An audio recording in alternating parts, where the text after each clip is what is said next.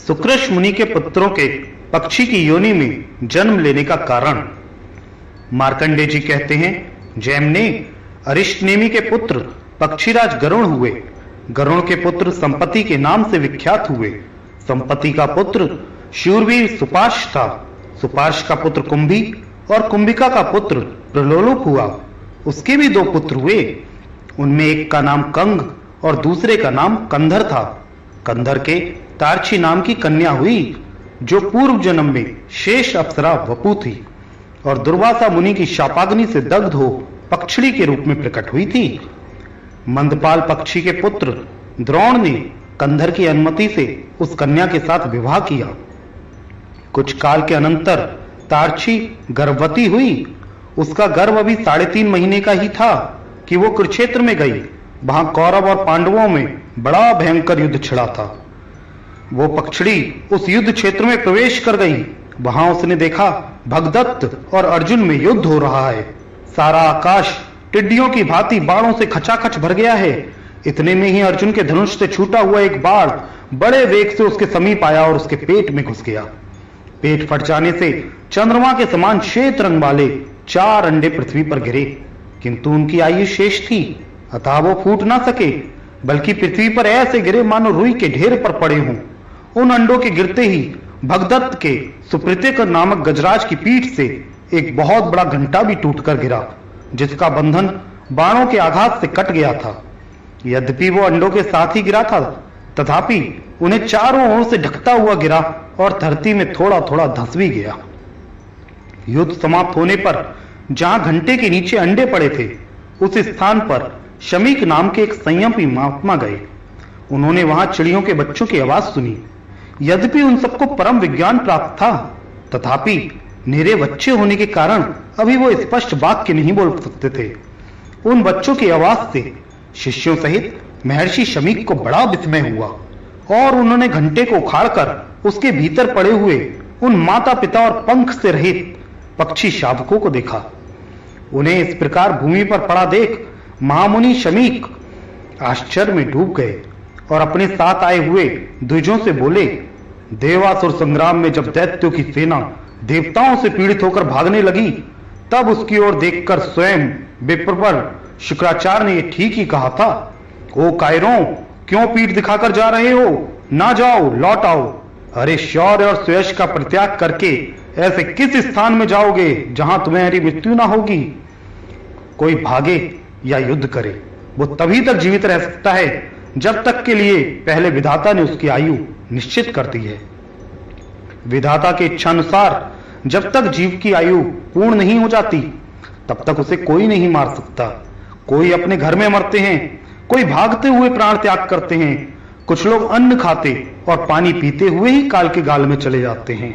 इस प्रकार कुछ लोग ऐसे हैं जो भोग विलास का आनंद ले रहे हैं, इच्छानुसार वाहनों पर विचरते हैं, शरीर से निरोग हैं तथा अस्त्रों शस्त्रों से जिनका शरीर कभी घायल नहीं हुआ है, वो भी यमराज के वश में हो जाते हैं। कुछ लोग निरंतर तपस्या में ही लगे रहते थे, किंतु उन्हें भी यमराज के दूत उठा ले गए। निरंतर योगाभ्यास में प्रवृत्त रहने वाले लोग भी शरीर से अमर ना हो सके। पहले की बात है, वज्रपाणी इंद्र ने एक बार शंबरासुर के ऊपर अपने वज्र का प्रहार किया था। उस वज्र ने उसकी छाती में चोट पहुंचाई, तथापि वो असुर मर ना सका। परंतु काल आने पर उन्हीं इंद्र ने उसी वज्र से जब जब दानवों को मारा, वो तत्काल मृत्यु को प्राप्त हो गए। यह समझकर तुम्हें भय नहीं करना चाहिए, तुम सब लोग लौट आओ। उनके इस प्रकार समझाने पर वो दैत्य मृत्यु का भय त्याग कर रणभूमि में लौट आए। शुक्राचार्य की कही हुई उपयुक्त बातों को इन श्रेष्ठ पक्षियों ने सत्य कर दिखाया, क्योंकि उस अलौकिक युद्ध में पड़कर भी इनकी मृत्यु नहीं हुई। ब्राह्मणों, भला सोचो तो सही, कहां अंडों का गिरना, कहां उसके साथ ही घंटे का भी टूट पड़ना, और कहां मांस मज्जा तथा रक्त से भरी हुई भूमि का बिछौना बन जाना। ये सभी बातें अद्भुत हैं। विप्रगण, ये कोई सामान्य पक्षी नहीं है। संसार में दैव का अनुकूल होना महान सौभाग्य का सूचक होता है। यूं कहकर शमीक मुनि ने उन बच्चों को भली भांति देखा और फिर अपने शिष्यों से इस प्रकार कहा, अब तुम लोग इन पक्षी शावकों को लेकर आश्रम लौट चलो और ऐसे स्थान पर रखो जहां इन्हें बिल्ली, चूहे, बाज अथवा नेवले आदि से कोई भय ना हो। ब्राह्मणों, यद्यपि यह ठीक है कि किसी की रक्षा के लिए अधिक प्रयत्न करने की आवश्यकता नहीं है, क्योंकि संपूर्ण जीव अपने कर्मों से ही मारे जाते हैं और कर्मों से ही उनकी रक्षा होती है। ठीक उसी प्रकार जैसे इस समय ये पक्षी शावक इस युद्ध भूमि में बच गए हैं, तथापि सब मनुष्यों को सभी कार्यों के लिए यत्न अवश्य करना चाहिए, क्योंकि जो पुरुषार्थ करता है सत्पुरुषों की निंदा का पात्र नहीं होता। मुनिवर शमीक के इस प्रकार कहने पर वो मुनि कुमार उन पक्षियों को लेकर अपने आश्रम चले गए, जहां भांति भांति के वृक्षों की शाखाओं पर बैठे हुए भौरे फलों का रस ले रहे थे और अनेक तपस्वियों के रहने से जहां की रमणीयता बहुत बढ़ गई थी। विप्रवर जैमिनी मुनिश्रेष्ठ शमीक प्रतिदिन अन्न और जल देकर तथा सब प्रकार से रक्षा की व्यवस्था करके उन बच्चों का पालन पोषण करने लगे।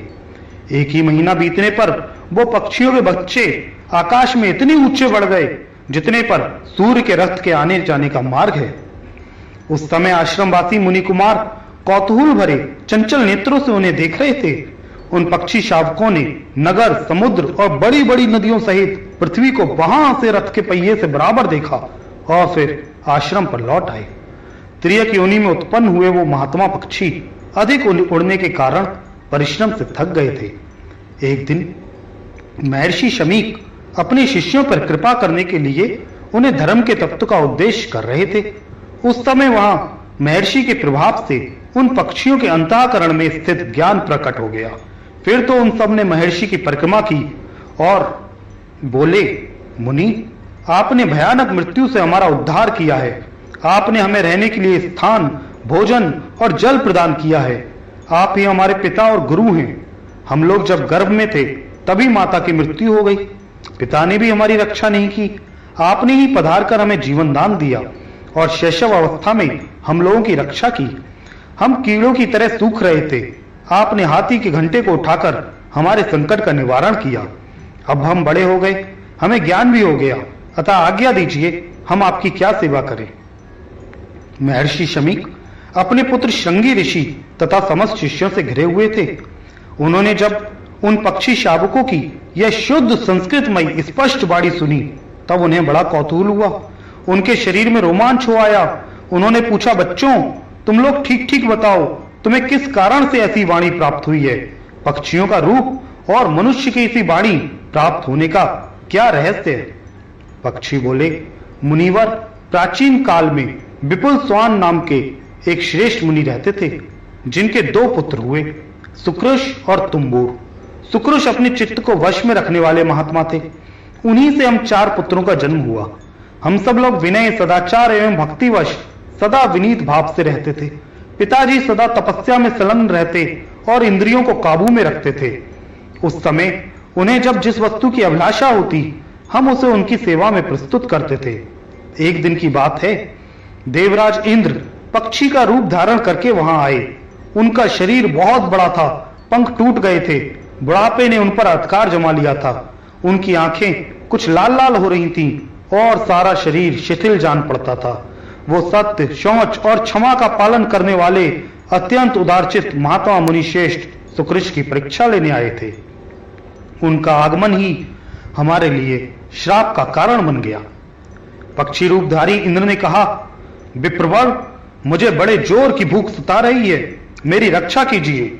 महाभाग, मैं भोजन की इच्छा से यहां आया हूं, आप मेरे लिए अनुपम सहारा बने।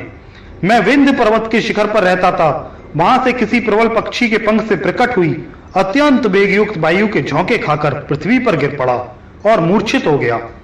1 सप्ताह तक मुझे होश नहीं हुआ। 8वें दिन मेरी चेतना लौटी। सचेत होने पर मैं भूख से व्याकुल हो गया और भोजन की इच्छा से आपकी शरण में आया हूं।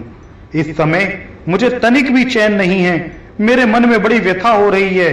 विमल बुद्धि वाले महर्षि, अब आप मेरी रक्षा के लिए भोजन दीजिए, जिससे मेरी जीवन यात्रा चालू रहे।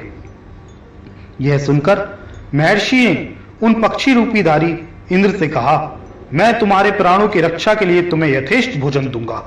यूं कहकर द्विजश्रेष्ठ सुकृष ने पुनः उनसे पूछा, मुझे तुम्हारे लिए कैसे आहार की व्यवस्था करनी है?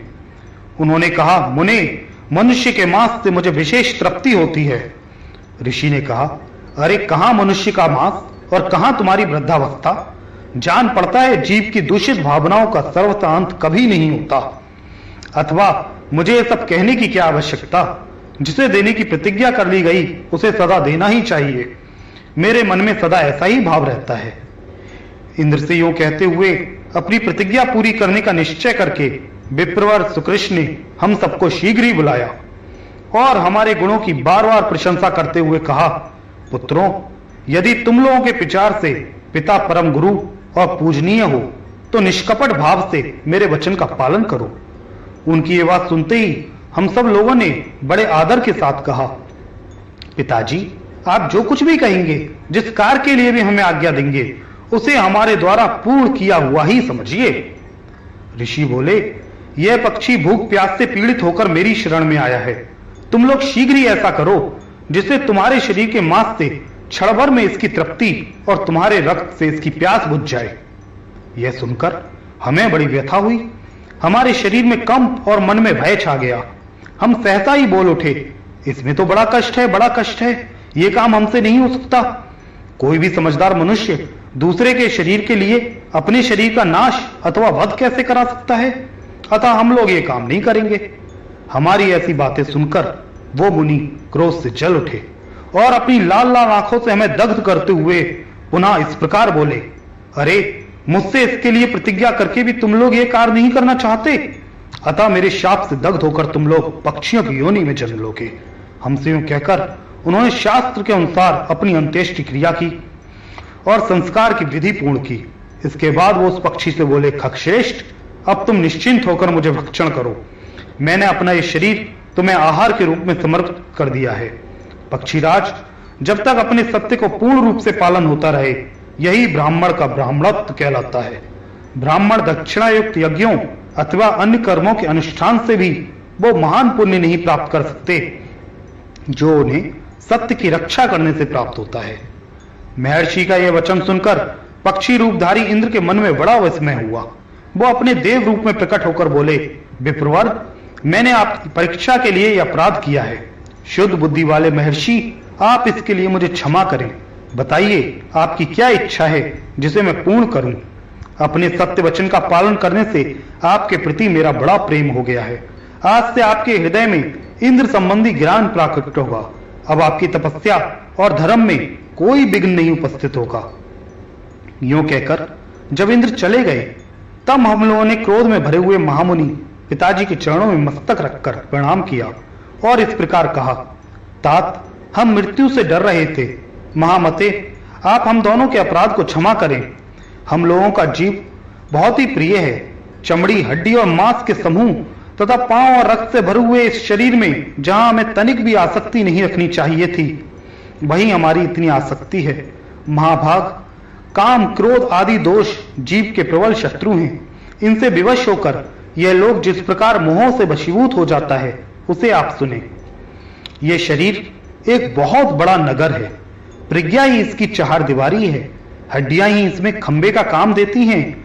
चमड़ा ही इस नगर की दीवार है जो समूचे नगर को रोके हुए है। मांस और रक्त के पंख का इस पर लेप चढ़ा हुआ है। इस नगर में 9 दरवाजे हैं।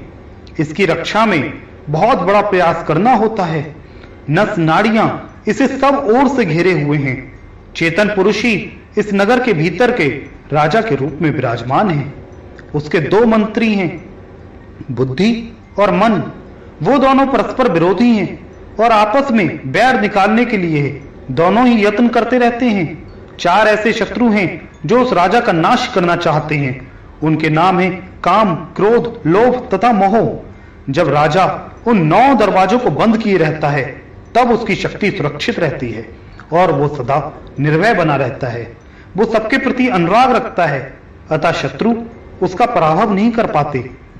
परंतु जब वो नगर के सब दरवाजों को खुला छोड़ देता है, उस समय राग नामक शत्रु नेत्र आदि द्वारों पर आक्रमण करता है। वो सर्वत्र व्याप्त रहने वाला बहुत विशाल और 5 दरवाजों से नगर में प्रवेश करने वाला है।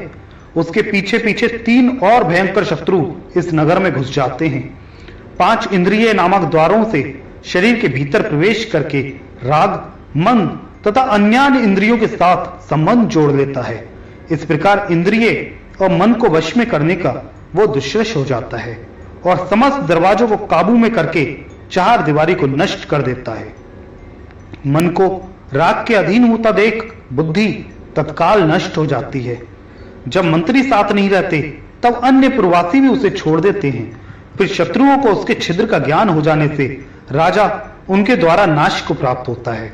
इस प्रकार राग, मोह, लोभ तथा क्रोध ये दुरात्मा शत्रु मनुष्य की स्मरण शक्ति का नाश करने वाले हैं। राग से काम होता है, काम से लोभ का जन्म होता है, लोभ से सम्मोह अविवेक होता है और सम्मोह से स्मरण शक्ति भ्रांत हो जाती है। स्मृति की भ्रांति से बुद्धि का नाश होता है और बुद्धि का नाश होने से मनुष्य स्वयं भी नष्ट, कर्तव्य भ्रष्ट हो जाता है। इस प्रकार जिनकी बुद्धि नष्ट हो चुकी है, जो राग और लोभ के पीछे चलने वाले हैं तथा जिन्हें जीवन का बहुत लोभ है, ऐसे हम लोगों पर आप प्रसन्न होइए। मुनि श्रेष्ठ, ये जो शाप आपने दिया है वो हमें लागू ना हो। तामसी योनि बड़ी कष्टदायिनी होती है, हम उसे कभी प्राप्त ना हो। ऋषि ने कहा, पुत्रों, आज तक मेरे मुख से कभी झूठी बात नहीं निकली, अतः मैंने जो कुछ कहा है वो कभी मिथ्या नहीं होगा। मैं यहाँ देव को ही प्रधान मानता हूँ, उसके सामने पौरुष व्यर्थ है। आज देव ने मुझसे बलपूर्वक यह अयोग्य कर्म करा डाला, जिसकी मैंने कभी मन में कल्पना भी नहीं करी थी। पुत्रों, तुम लोगों ने प्रणाम करके मुझे प्रसन्न किया है, इसलिए त्रेयक योनि में जन्म लेने पर भी तुम्हें परम ज्ञान होगा। ज्ञान से ही तुम्हें सत्मार्ग का दर्शन होगा। तुम्हारे क्लेश और पाप धुल जाएंगे तथा तुम्हारे मन में किसी प्रकार का संशय नहीं होगा। इस प्रकार मेरे प्रसाद से ज्ञान पाकर तुम परम सिद्धि को प्राप्त कर लोगे। भगवान, इस प्रकार पूर्व काल में दैववश पिता ने हमें श्राप दिया। तब से बहुत काल के बाद हम दूसरी योनि में आए, युद्ध भूमि में उत्पन्न हुए और फिर आपके द्वारा हम लोगों का पालन हुआ। दुष्श्रेष्ठ, यही हमारे पक्षी योनि में आने की कहानी है। संसार में कोई भी जीव ऐसा नहीं है जिसे देव के द्वारा बाधा ना पहुंचती हो, क्योंकि समस्त जीव जंतुओं को चेष्टा देव के ही अधीन है। मार्कंडेय जी कहते हैं, उसकी बात सुनकर महावाक शमीक मुनि ने अपने पास बैठे हुए द्विजों से कहा, मैंने तुम लोगों को पहले ही बताया था कि ये साधारण पक्षी नहीं है, कोई श्रेष्ठ द्विज हैं, जो कि अलौकिक युद्ध में जन्म लेकर भी मृत्यु को प्राप्त नहीं हुए। तदंतर महात्मा शमीक ने अत्यंत प्रसन्न होकर उन्हें जाने की आज्ञा दी। फिर वो वृक्षों और लताओं से सुशोभित पर्वतों में श्रेष्ठ विंध्यगिरि चले गए। तब से आज तक वो धर्मात्मा पक्षी तपस्या और स्वाध्याय में संलग्न हो समाधि के लिए दृढ़ निश्चय करके उस पर्वत पर ही निवास करते हैं।